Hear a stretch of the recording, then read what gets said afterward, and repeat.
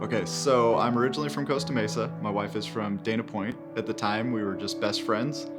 Eventually, we got engaged.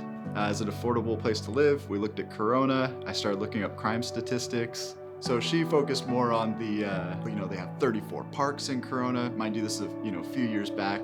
Came across this one that said that Corona was the top 10 cities to raise children in, and that was nationally ranked. And that's what brought us to Corona in a nutshell. I always tell people that Corona, it grows on you. I didn't know how long I was gonna be in the city, if I was gonna move somewhere else, but the more time I spent here, I didn't want to leave. Corona means to me hard work and family. For example, the recent street fairs that Corona had in front of the Civic Center. Everywhere I turned, I was saying hi to cousins, family members, work friends, people who've retired. It was like a huge family reunion for me every Thursday night. It was great. Actually, it's a weird thing because no matter where you go, you ask a couple of questions and somehow it circles back to I know somebody that lives in Corona, works in Corona, grew up in Corona.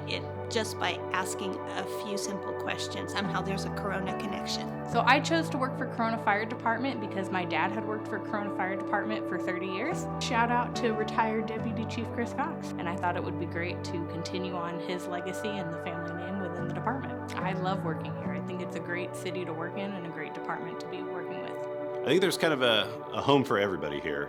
There's a lot of different communities. That's what I really like about Corona. It's a good cultural experience. It's a good culinary experience. There's a little bit of something for everybody.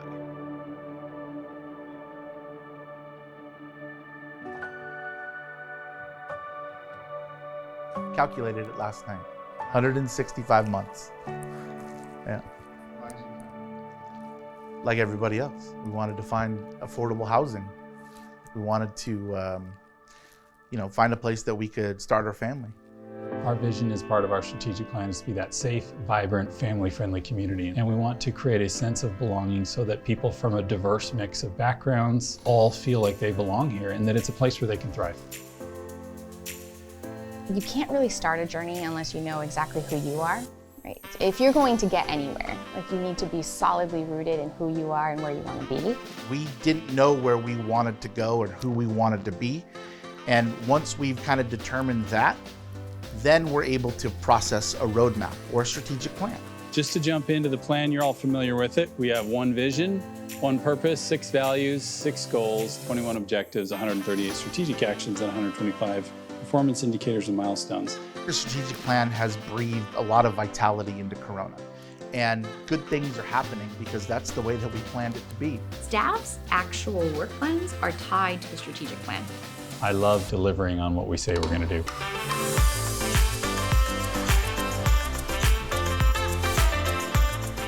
We have a trails master plan. We have a parks master plan, a city park master plan. We have a downtown revitalization plan. Our 6th Street beautification, we've got money set aside and we're in design now to begin working on some really cool enhancements to our downtown. Really excited about our enhanced community events calendar. If there's one thing we hear from residents is that they want more opportunities to get out.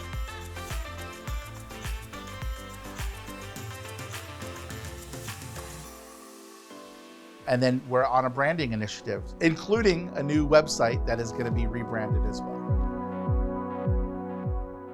I'm really excited about our brand, our new brand. We spent a lot of time listening to Coronans talk about who they are, who they see themselves, what they see for the future of the community. If you do it right, then you're listening to what people have to say and how people feel about themselves, and you're encapsulating that, and you're reflecting it back out. Last July, we kicked off our city's rebranding effort, and we decided to go straight to the source, the heart of our community. We want to make sure we acknowledge our history, but we also want to plan ahead to make sure that the brand carries on for decades to come. Getting over 2,200 responses, and we also made sure that those responses were from all different segments of our community. We are a city on the rise that will never lose our small town values. Corona is a family-focused city. You belong here. I love my hometown and I feel like I belong here and I want everyone to feel that way. I love the tagline, you belong here. Probably my favorite part is the crown. This crown is the crown of the people.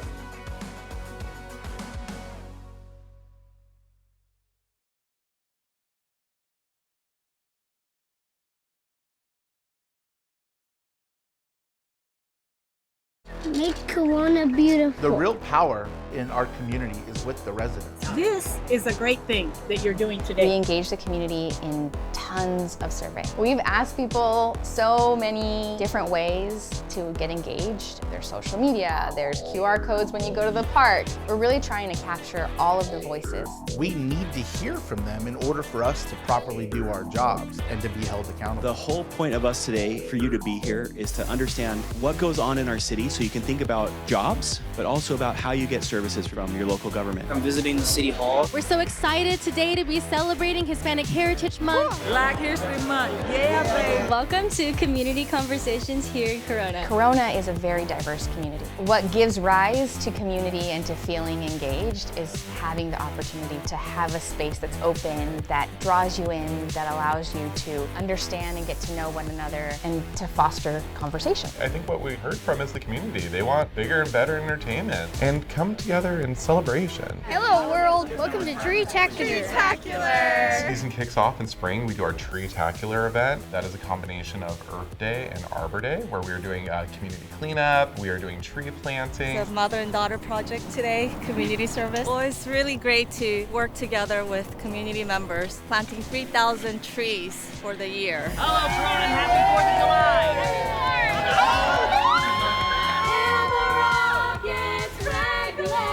Our summer season absolutely kicks off with the 4th of July Independence Day Festival. No one does it bigger than Corona. 20,000 people came out for this event and experience. So after the 4th of July, we go straight into our annual Summer Street Fair. This is a new event for us this year. We're combining our night market with our traditional summer concerts and going bigger and better than ever before. Are you having a good time so far? Happy Halloween to you. Merry Christmas. You know, these are all things that you look back on with happy memories, you know, the traditions. It's those moments, you know, where we call, you know, Corona our home. We want everyone to see themselves reflected in the community. We want everyone to feel like they belong here. You know, you belong here in Corona. Come on and join us. And we already have the crown, so let's just wear it. Thank you for watching our video. Well, my husband and I got married and started our family in Pasadena, and that was just a little too big city for me, coming from Ventura County. So we started looking around and driving east, and we stumbled upon Corona, and we liked Corona because it had a small town feel like what we were used to, and there were lots of orange groves and agriculture. So this is where we decided to plant our roots. We felt like this was a wonderful community to raise a family, and we did. Unfortunately, my family left, but we're still here.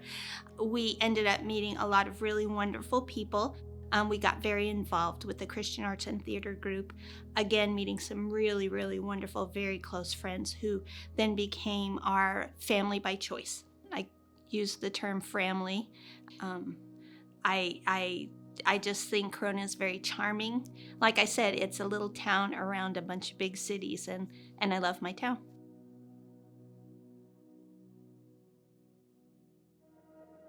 Financial transparency is crucial, right? Our residents are the ones that fund our budgets. So I feel like the City of Corona is very transparent, very forward-looking in making sure information is available to our community. We do quarterly reports with the council and report to the council and give them a budget update on what the budget currently looks like, what departments have spent, how we're tracking on revenues, and so that way the council is kept up to date on how we're tracking or trending for the certain fiscal year. The city checkbook is online. You can see inflows and outflows. You can see projects being done, whether it's a street project or a park project. You can see things being done. We have a couple links on our website for transparency items, so you can see all of our accounts payable items that are paid every week. The information's updated every week when we do our check run. You can search on vendors, you can search on departments, and you can see where the city's money is going.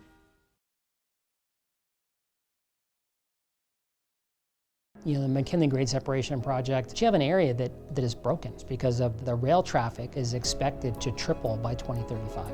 A complicated and necessary infrastructure project from the beginning. I mean, we knew that it was going to be difficult. This is complicated and necessary, and we're right in the thick of it. One of the biggest concerns is the fact it's a grade separation, a street crossing over a railroad. If for anyone who's familiar with that area of McKinley, it's very, very busy with trucks, with vehicles, with pedestrians. There's been a history history of accidents there, and it's a great candidate for a grade separation. Pretty much taking the cars and the pedestrians away from the train.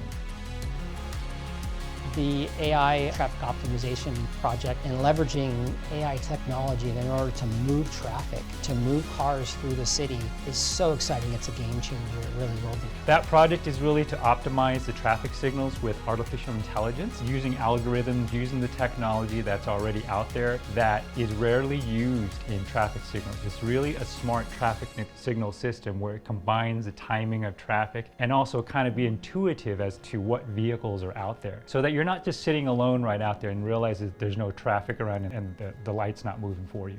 So that project is really going to cover half of our major intersections, but we're not stopping there. We know we have the other half of the signals, and we're continuing to apply for some SMART grants and intelligent transportation system grants that will kind of complete the system in our cities.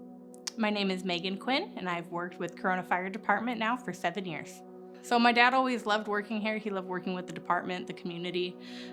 He really enjoyed the culture of both Corona and the Corona Fire Department. And he always loved his job. And so I wanted to, work somewhere where I loved my job, coming home every day as well. And it just ended up being here in the same place. I love working with all of the different people in the community, seeing the different businesses that we have. We're a very diverse community, but still very close-knit and a small town feel community because everyone knows each other in Corona, and you always get to meet those different people with connections to the last place that you had just gone to. I think Corona is a great place to live, work, be in, and I think everyone belongs in Corona. We're such a diverse community, and I think we're very welcoming. If you've been here your whole life in Corona, or if you're new to moving into the city. The fire department's taken a very proactive approach to addressing our wildland fire issues. We saw significant value for this because it engages community members, communities themselves, with the subject matter expertise of the fire department. So we were fortunate enough to establish a nonprofit, a 501c3, under the title of Fire Safe Corona. And the board of directors of Fire Safe Corona is solely made up of engaged, committed community members that the Corona Fire Department then supports from the bottom as subject matter experts.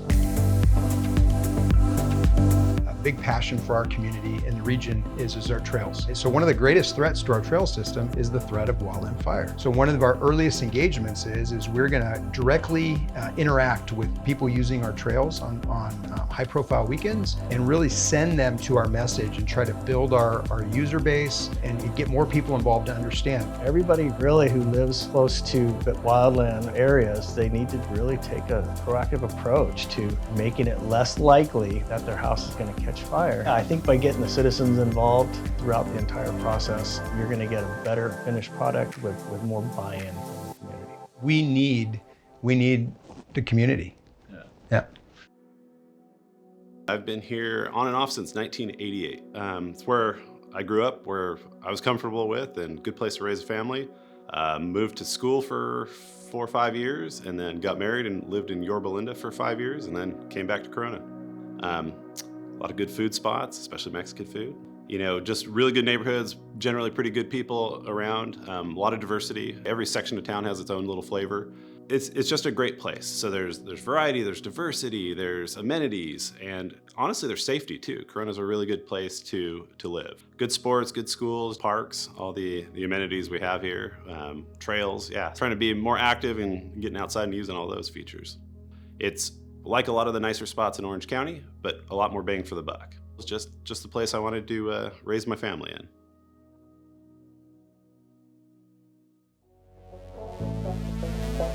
People, I don't think, realize there are hundreds of trails in and around the city. We inventoried all of our trails throughout the city, and even some outside of our jurisdiction. I would love to have more trails in Corona. It would be great. A lot of them may just be little fingers off of larger trails, but it's still unexplored territory that you can try out. Our Trails Master Plan is a way for us to really look at all of these networks, and we want to find a way to help improve that connectivity. Skyline is heavily used. It's a trail that people come from not just Corona, but all over the region to access. So we want to find alternatives to Skyline. It's still going to be a very popular trail, but we want to make sure that the trails that are in our Trails Master Plan go beyond Skyline, because there's so many other areas that you can access throughout Corona. You're going to see a kiosk with some signage, and that'll kind of tell you, hey, you are here. Here's some multiple routes you can take. If you go this way, here's how many miles you might walk. Is it a tough trail? Is it an intermediate trail, a beginner trail? So it'll have all that information on there, and we want that to be at all of our trailheads. So that way when you do get there, you know you're definitely at a Corona trail. This is our backyard. It's great. You can go this way, and it's like a canyon. You can go straight up. You can go as high as you want. You can go as south as Elsinore if you want to. We will have our park rangers out there doing volunteer-led hikes. They'll have seasonal ones, so we'll have like a fall one that'll go over the flora and fauna. There'll be apps that they can download, so as they're going through there, they can see what kind of plants are there, what kind of animals they might see, what the seasonal changes are. We've come so far on this, and there's just so much room to grow. We heard the public, and we put our money where our mouth is. Hopefully the community sees that, gosh, the council listened. You know, this is what we wanted, to preserve open space. And we purchased 292 acres at Skyline to keep it from getting developed, which was eminent. They wanted that open area. They wanted that opportunity to be able to go and mountain bike or hike or jog. Where else can you go undistracted for 3 hours with your kids? And the city was able to obtain those properties, and now we will have that in place for future generations. We come once a week and we just hike and talk and relax and enjoy. Look, we're surrounded by Cleveland National Forest, Chino Hill State Park, Prado Basin, the Santa Ana River. It's all around us, and we just need to continue to work towards really getting people on the trails.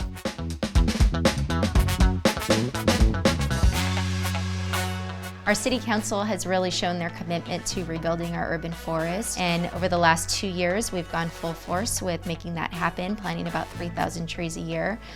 So it's going to have a huge impact on our community. It'll help bring additional shade to our parks, to our landscape areas. We've already been recognized now as a Tree City USA. Very prestigious award that I've been really excited about. Once a month we're doing a tree planting, and to see our volunteer programs fill up like almost immediately as soon as registration opens, to have 100 plus volunteers out there, from kids to our senior citizens to adults and schools. And I am planting some trees, and I'm 100% having fun. It's just been great to have them come out, give them a little education on the urban forest, and then to be able to plant some trees. It's something that the community is very committed to, and the city has a big commitment to making this happen. So our Park and Recreation Master Plan is looking at our park system as a whole. We have divided our city into 4 quadrants, and we're looking at the amenities that we could provide within these 4 primary areas of the city. Looking at what we currently offer, where there's deficiencies, and putting together a 10-year plan where we can gradually phase in improvements to be able to make sure that all of our areas of the city offer amenities for our residents to enjoy equally. We've got several park improvement projects in place right now, and we're getting ready to do our next set of Remore playgrounds. Griffin Park Phase 2, that's going to provide some more additional passive use trails, some picnic shelters, fitness equipment, additional lighting, and restroom buildings. Auburndale is also going to go under construction. We've done several playgrounds, really some exciting things going on.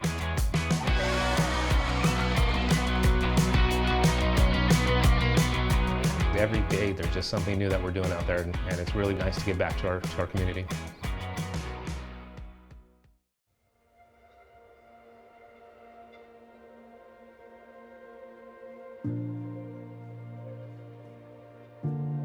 I have so many memories of City Park growing up. That was the pool we had access to, so during the summer days, that's where my family would go and swim. We grew up playing in that park. I vividly remember getting chased by my dad in that play gym. People would do like pickup soccer games. They still do. And I really, really want that park to get back to its glory days. It's a big deal. It's close to home. Yeah. You see, you weren't gonna make me cry and now you're making me cry. Yeah, that's Corona's park. City Park is Corona's park. Over the last year, the city has undergone a big effort to go and do outreach with the community to find out what type of amenities they would like to see in City Park. What we did during our first phase was, we went out and did a bunch of surveying. It was a fully community-driven project. And we put together a very robust master plan. They want a clean, safe, active park with a lot of amenities. This is a large park with a lot of trees. But we want to bring back an aquatic center. The skate park, there'll still be a skate park. What I'm most excited about is this community canvas. That will be super functional. You can, it'll just be a large grass open area that could have, your typical soccer game or football game or baseball game, but during summer could also be used to host a summer concert series. There's a pavilion behind it that you could have food trucks there so you can get some food and watch a concert. Engaging your community and having the citizens be part of the solution, it works. By getting the citizens involved throughout the entire process, you're going to get a better finished product with more buy-in from the community. If you look back 15 years from now, our parks, our community is not going to look the same. I mean, you're going to have tree-lined streets. You're going to have an actual urban forest management plan that is, trimming and maintaining our trees on a cycle the way we should. Our parks are not going to look the same. They're going to have the amenities that the community said they wanted. Not only when we put them in place, we'll be maintaining it. You can raise your family, go for a leisurely walk in the park, to sign your kids up for sports, be able to go watch a summer concert, to go to a food truck festival. It's going to feel like home. It's a really special time to have not just one master plan, but 3 going at the same time. All of these are parts of the strategic plan, but they're all really big elements to the strategic plan. It feels like we're really being intentional about tying all these big pieces together. It's something we've talked about for years, and now to actually see it come to fruition has been really, really a cool time. My family, the Avila family, came here from Michoacan, Mexico between 1913 and 1915. My grandfather is a Korean War veteran, and he's a member of the local American Legion on Yorba. So my father was born and raised here, I was born and raised here, my children were raised here. Corona has a lot to offer. It's centrally located within approximately an hour of beaches, mountains, the desert. It's affordable compared to larger counties like Orange County, LA County. It has great public schools, first sophomore to attend Centennial High School. Corona exudes this family type of atmosphere. We're tight, we're close. We look out for one another. My husband and I have almost 30 years of marriage. We have not once thought of leaving Corona. We love it here. The city was literally master planned. It was community with inside the circle, and it was agriculture and work on the outside of the circle. Churches were on the inside, grocery stores, all your social activities. When Corona first started at the corner of 6th and Main, that's where the well was. If you needed water and everybody needed water, you went to the well. And so the heart of the city was at 6th and Main. That's where the city began. That's where the first building was built. It was always where if anything and everything happened, it was at 6th and Main. And somewhere along the line, we lost that vision and we neglected it. We're gonna rebuild our 6th and Main. We're gonna rebuild our downtown. Just last year, our community partnered with us in the Downtown Revitalization Plan. Through ample feedback, attending our community workshops, they were able to share their vision for what they want downtown revitalization to really look like. Had a lot of activities there, because remember a lot of dances. We do have a lot going on. So the city park's gonna go through a $35 to $40 million renovation. A 10,000 square foot aquatic facility, competition, recreation, swim there.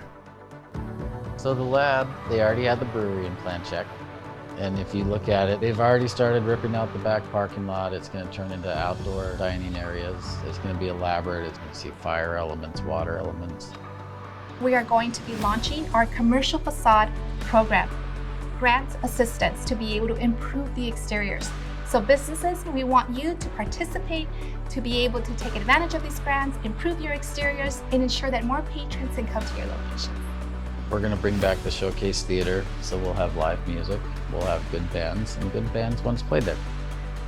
We're gonna have Cholo's Tacos. We're gonna have the Bistro Burger. We're gonna remodel the Historic Civic Center. We're gonna put in historical elements of our town. We have some bells and storage that we can reinstall. We can put in paintings and murals. We can pay homage to the lemon trees and the lemon industry that once served our city so well. It's just gonna be a place where you go showing up knowing that you're gonna have a good time. And then when it's time to leave, you leave knowing that you did have a good time. We have the support of our community. We have a lot of folks working on this because together we are really enlisting on our goal to ensure that Corona's downtown is a place that you're proud to call home. It's gonna be beautiful when it's done. We have the plan, we have the vision. We got the right people, we have the right knowledge. It's gonna be a downtown of the now that helps us remember the downtown of the past. We're gonna make it a bad kick downtown. You can put that part in there. I've been living and working here for approximately 18 years. Initially, I didn't know where Corona was, but when I moved out here, it grew on me. I've met a lot of good people out here, nice families. The majority of the people I've met in this city are awesome, really nice, always looking to help you out. And that's been my experience since I've been in this town. So I wouldn't trade that for anything. And I'm probably gonna live here the rest of my life with my daughter. Our police department is in the community. They are visible, they are approachable, and a lot of them, this is home base for them. So they have that personal touch in the community because it's their home. It's their restaurant that they grew up going to. Our goal is to be proactive and really get out ahead of that. For instance, our downtown revitalization, I do believe is important that the police department is a part of this effort and endeavor to really bring back the life of the downtown. Our business liaison program has really taken off this year, where community outreach specialist is doing an excellent job in visiting businesses in person, with our detectives to really extend an olive branch to say, we are here to help our community members, our business members. We have a Compete with a Cop program where we engage with our youth in our community. We just completed a Coffee with a Cop event. It's great for the children in our community to see who we are behind the badge, and it's a really great opportunity for outreach. So currently our HOPE team is comprised of 4 officers and 1 sergeant, and every day, 7 days a week, they are out on the streets building relationships with our unhoused neighbors, the people who need and want help. That is our goal. We want to outreach to those who need and want help.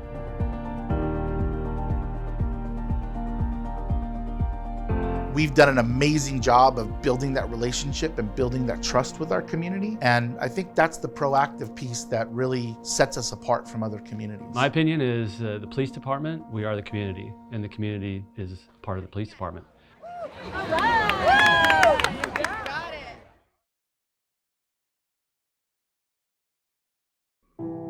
Never in my wildest dreams did I think I'd end up where I did, especially at such a late stage in my life when I'm supposed to be enjoying the fruits of my labor. But everybody has a story, and if you don't know theirs, don't judge is all I can say, because you don't know what they went through or what happened to their life that put them in that place, Your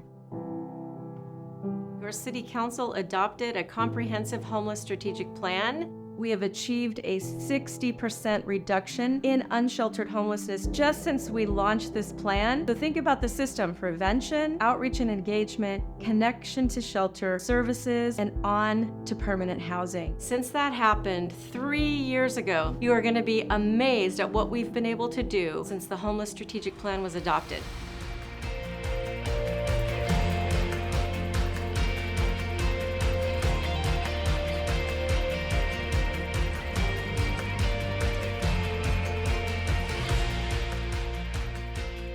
This is from CityNet and Mercy House and Make It Cozy. It set forth goals and strategies that we could use to establish a framework of services. We were able to transform the former Aries Hotel on Frontage Road into permanent supportive housing. How are you doing today? Great. Perfect. Just great. Perfect. I got a place of my own. I get to bathe. I've been helping assist along with this process. He's been wonderful. Our own shelter opened up just a few weeks ago. Beds at the Path of Life. We have our motel voucher program. Job training, resume development. Really, it's a one-stop shop. You're considering approval of the Homeless System of Services. The Mercy House contract really fulfills many goals and objectives in our homeless plan. This program is going to solve a huge problem not only for the homeless, but also for the rest of the citizens of Corona. It's homelessness. It's been around forever, and it will always be around. It doesn't take much for a person to be homeless. Many are just one paycheck away from being homeless. But you can't bury your head in the sand. You got to deal with it. You got to spend your money wisely, and I think we've done that so far. Because everybody worked together, and if it wasn't for the city of Corona, what kind of programs would there be? I can't even express how grateful I am to be where I'm sitting right now. No sniveling here. Thank you. Thank you, guys. We want to do a thank you, the council. It takes everyone at the table, and you are leading in that effort. And we, as a county, I commit to you, will continue that partnership. What you're doing here in the city is really a model that we wish others across the state would replicate. We have seen so much love and compassion here this evening. And I think you're really spearheading that compassion, and it's contagious, so continue that. The whole city of Corona was a blessing. I mean, they were there when I needed them, you know. If I had any questions or if I needed help with food-wise or anything, I mean, it was a blessing that a call, a text, and me and my family had help, you know. Without them, we wouldn't be here. After finding out every injury she had, facial fracture, she lost 14 teeth, pelvic fracture, spinal fracture, bleeding in her brain, a full knee replacement, and she literally has pins and needles and screws everywhere to hold her together.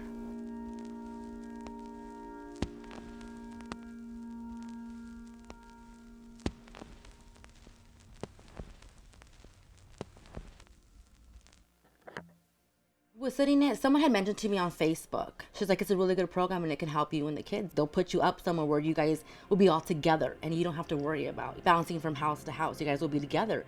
I think after the accident, I get a little bit more confident. Just because, you know, after everything, I mean, it was hard, but I'm here and I'm doing so much better.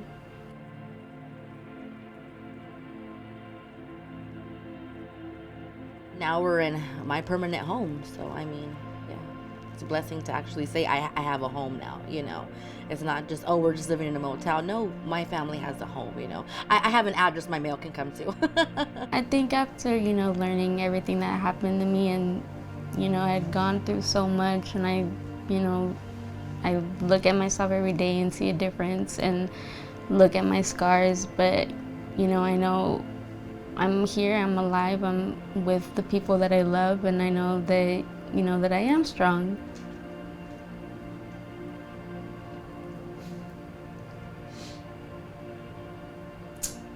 Yeah, you are.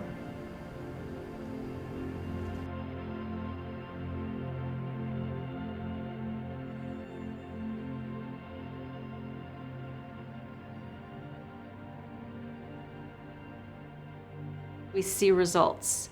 When you focus on the whole person and you bring together and integrate resources, that's how you move the needle and get people out of homelessness into permanent housing.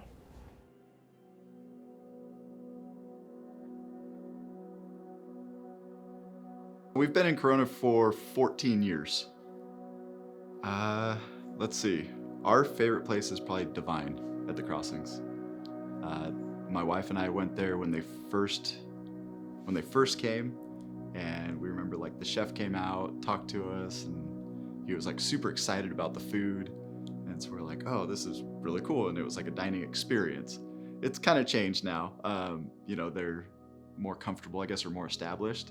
And so the chef doesn't really come out to your table anymore, but we'll never forget that first experience when they first came to Corona and how excited they were to share their food and their cuisine. And it was just fun. So it was kind of magical for us in a way. And so oftentimes on date nights, we'll end up there at Divine. So did you know that Corona over the last 3 years has issued 2,500 new business licenses?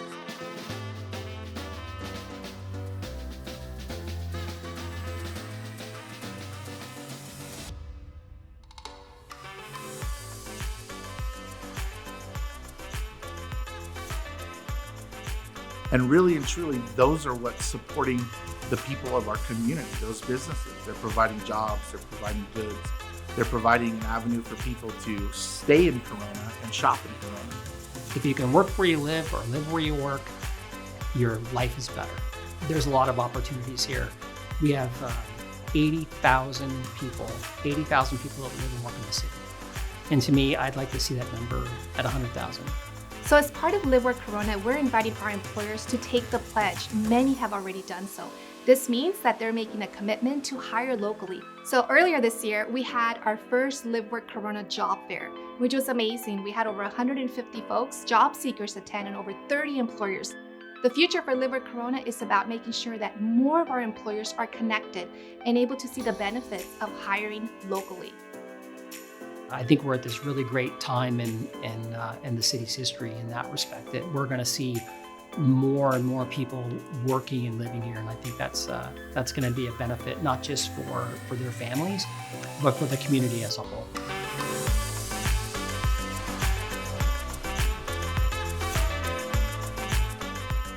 We wanted to start a family, and that's what brought us to Corona. That you get that hometown feel. Everybody just kind of gets along together, and it's a fun place. So it's wonderful to meet all of the different types of businesses we have and types of people that we have in Corona. Corona is the place to be. You belong here. You belong here. You belong here. You belong here. I belong here, and you belong here.